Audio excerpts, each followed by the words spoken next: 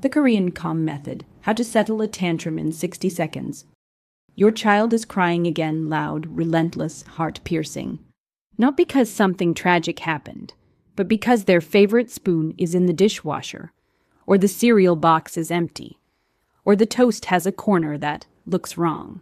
You can feel it building, the panic, the frustration, the exhaustion. You try to reason, to distract, to encourage, to correct. But none of it works. If anything, it makes things worse. And yet, there's a reason this keeps happening. There's a reason the tantrum goes from a spark to a wildfire in seconds. And more importantly, there's a way to break the cycle in less than a minute. Not by overpowering them, not by fixing the problem, not by telling them to stop, but by doing something most of us were never taught. Changing the emotional environment instead of changing the child. Let me show you the Korean-inspired approach that can transform meltdown moments more quickly and more gently than anything you've tried before.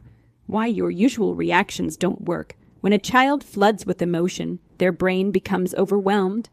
Logic shuts down. Language shuts down. Even the ability to hear tone accurately shuts down. So when you say, "Calm down," "Stop crying, you're fine," "This isn't a big deal," their brain doesn't receive reassurance. It receives threat, not danger but pressure. Their body thinks, "I'm not safe, no one understands me. I have to scream louder to be heard." What could have faded in seconds now explodes into minutes.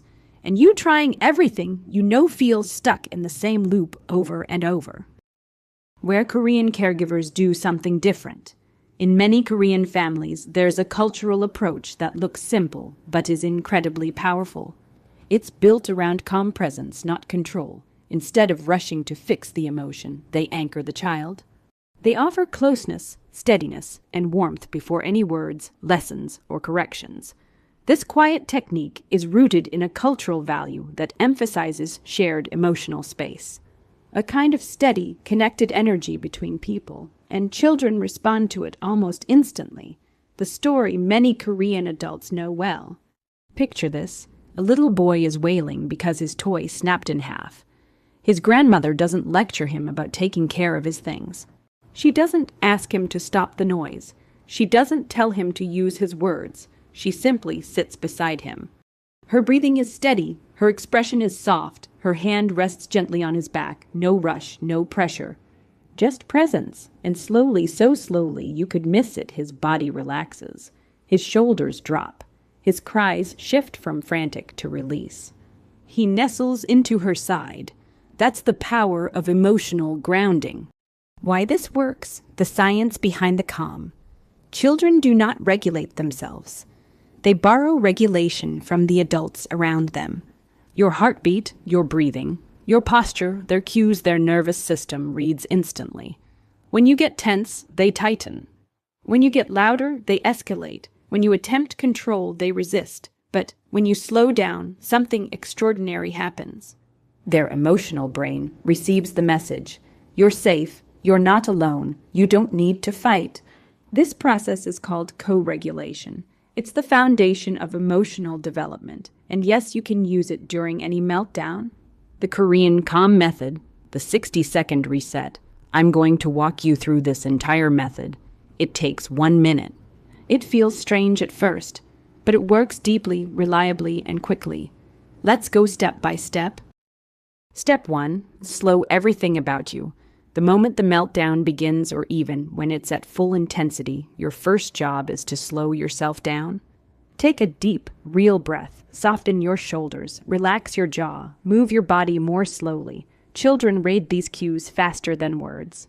In seconds, their brain begins shifting from threat to safety. Step 2. Come close and ground yourself.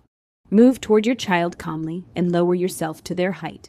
Sit or crouch, not towering, not retreating. You're showing, I'm with you, I'm not against you, don't talk yet.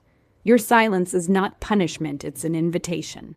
Step 3, offer gentle contact, only if they allow it. Every child is different. A hand on their knee, a palm on their back, a finger they can hold. Touch, when welcomed, sends a powerful message. You're supported. I'm not going anywhere. This alone can dissolve half the meltdown. Step 4. Reflect the emotion, not the behavior. Now, speak but very softly. Try simple acknowledgments like, "You're really upset right now. You wanted it to be different. That surprised you. That was important to you." You are not fixing, you are not judging, you are not teaching yet. You are witnessing their experience. This is the moment their nervous system exhale begins. Step 5. Breathe into the next moment together. When the intensity softens, invite not command. When you're ready, we can breathe together. I'll breathe with you. Just one breath, then another. You're not pushing them forward. You're walking with them. And now, the meltdown isn't a battle. It's a bridge back to connection. What just happened in those 60 seconds? You didn't solve the problem. You didn't change the trigger. You didn't force calm. Instead, you turned off the threat response, sent cues of safety, gave their body permission to let go. Help their brain shift back into logic and learning. Now they can hear you. Now they can talk. Now they can process. What to expect as you practice. Day 1. They may get louder. They're surprised. They're testing the new pattern. Day 3. You'll notice their crying sounds different, less panic, more release. Day 5. Meltdowns shrink. Recovery speeds up. Your child seeks comfort instead of pushing you away. By week 2, a child who once spiraled for 15 minutes may settle in under 90 seconds. This isn't magic. It's the nervous system learning safety through repetition. 6 months later, your child comes home overwhelmed. They drop their bag, tears welling. You kneel, breathe, open your arms. They fall into you not out of desperation, but because they trust your presence. Their emotions don't scare them anymore. They've learned I can feel everything and I'm still safe. That is emotional resilience. That is emotional intelligence. That is the gift you've given them. The method works because you become the calm. Your child becomes the emotionally secure person you're hoping to raise because you practiced something simple and powerful. You became their anchor, their safety net, their steady ground, not by controlling the storm, but by calming the air around them. Your challenge starting today. The next time your child melts down, and yes, it may be today, try this. Pause, slow yourself, lower your body, stay close, reflect their feeling, breathe together, 1 minute. That's all it takes. The cup may still be the wrong color. The toy may still be broken. The morning may still be chaotic. But your child will feel something more important than perfection. They'll feel you, and that changes everything.